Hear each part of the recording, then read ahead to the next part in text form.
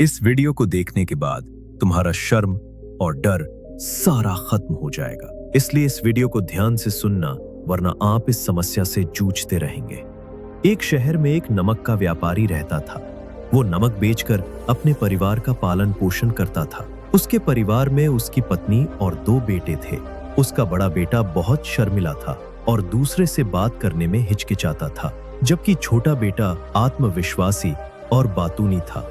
वो हर किसी से बिना शर्म के बात करता था। लोग अक्सर बड़े बेटे को बेवकूफ समझते थे। वो चुप रहता था।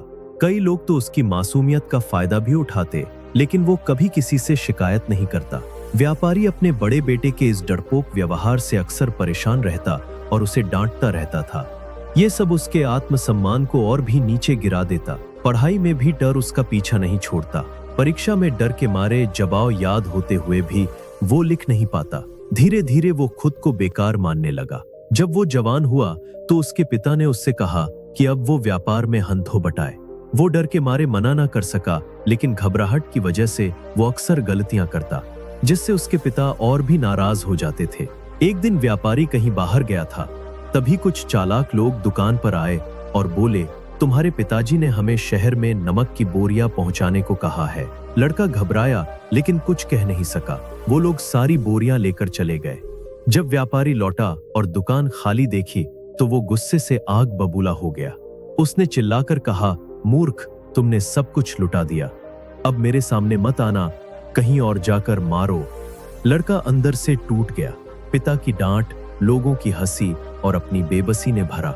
वो लड़का नदी के किनारे जा पहुंचा और मन ही मन सोचने लगा, मैं जी कर कर भी क्या करूंगा, मैं तो बस एक असफल इंसान हूं।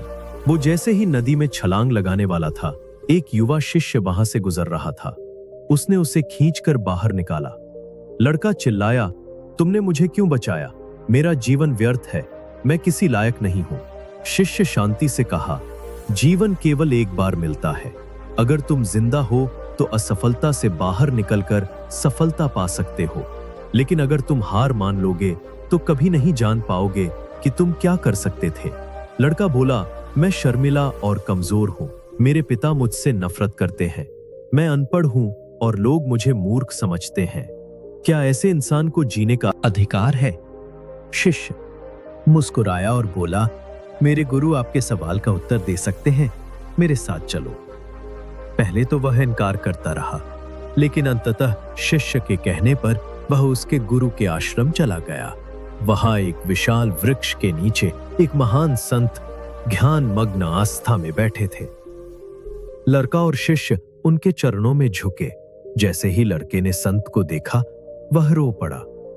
संत ने पूछा, बेटा तुम क्यों रो रहे हो? लड़का बोला, आप मेरी आखिरी उम्मीद है। अगर आप भी मेरी मदद नहीं कर सके तो मैं जीना छोड़ दूंगा।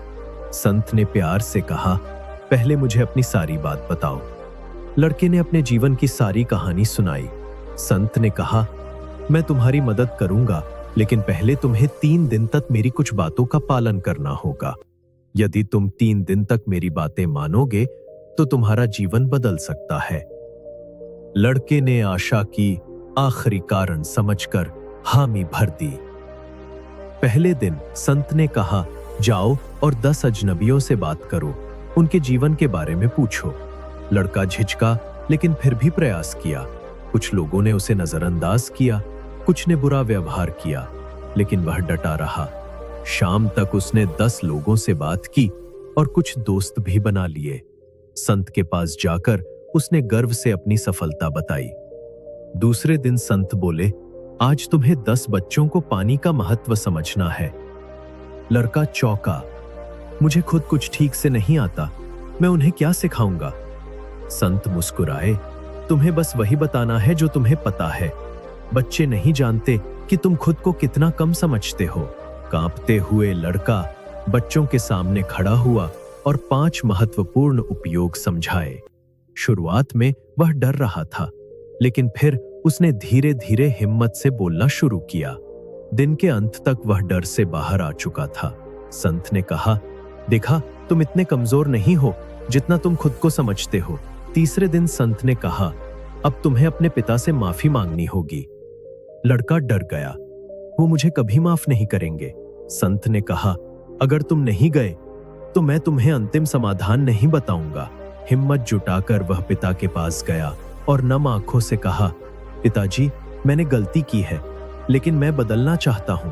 मुझे एक मौका दीजिए खुद को साबित करने का। पिताजी ने देखा, अब उनका बेटा वैसा नहीं रहा जैसा पहले था। उन्होंने उसकी आंखों में एक अलग ही चमक देखी और उसके अंदर आत्मविश्वास देखा। उन्होंने उसे माफ कर दिया। जब वहां से संत लौटा और सफलता का रहस्य पूछा, संत मुस्कुराकर बोले, तुम पहले ही उसे जान चुके हो।